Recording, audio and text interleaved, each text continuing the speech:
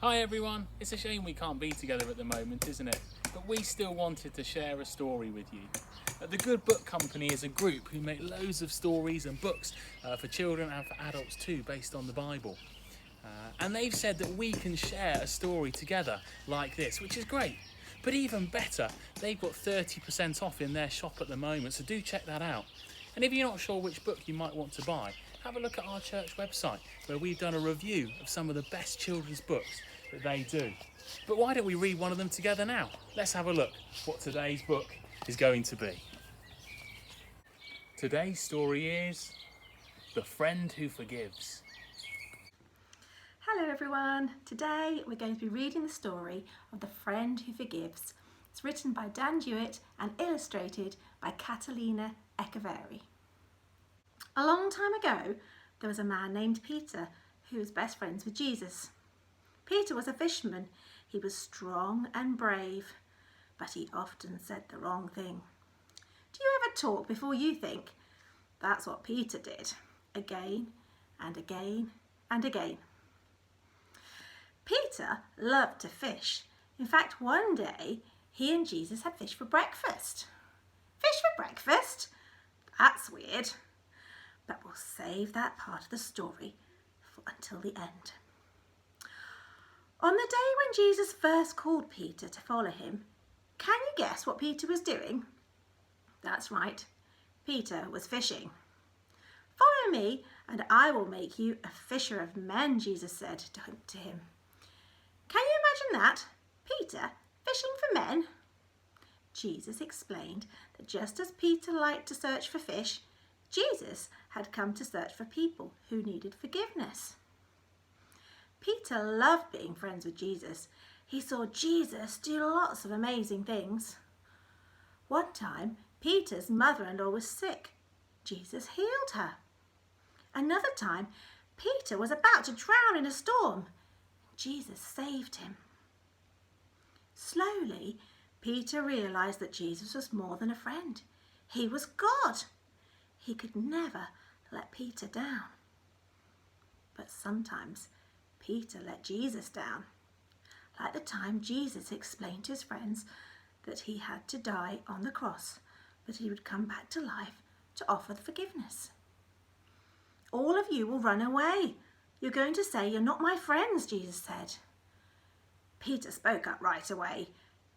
He did that a lot. I will never do that.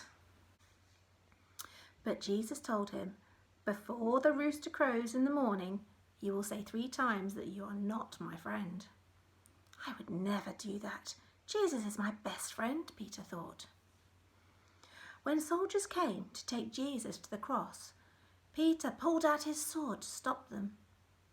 Put your sword away, Peter, Jesus said. My Father says this must happen. Jesus let the soldiers take him to a courtyard to stand trial. Peter followed from far away.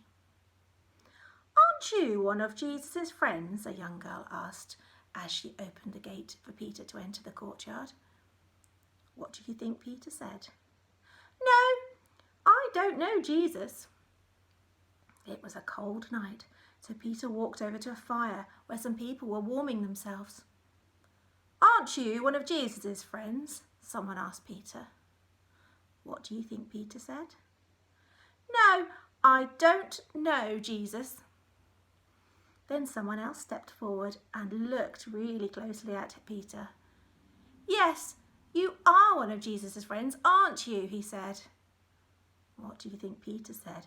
No, I don't know Jesus. Right then, at that very moment, a rooster crowed. Jesus turned around and looked straight at Peter. Then Peter remembered that Jesus had said, before the rooster crows, you will say 3 times that you are not my friend. Peter was so sad. He knew he'd failed Jesus again and again and again. He didn't just need to find other people who needed forgiving. He needed forgiving too. Peter felt terrible. He ran out of the courtyard and he cried and cried and cried. Peter had let his best friend down, and now it was too late because the soldiers had taken Jesus away to be killed.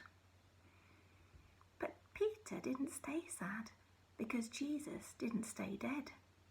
3 days later was the first Easter Sunday, when Jesus came back to life to offer people forgiveness. But would he forgive Peter for failing so badly? One day, Jesus went looking for Peter.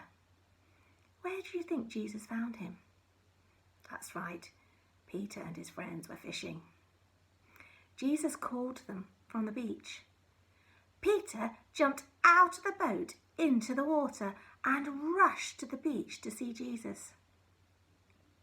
And this is where Jesus and Peter had fish for breakfast. Fish for breakfast? That is weird. Peter was so happy to see Jesus alive, but would Jesus forgive him? Peter wasn't sure.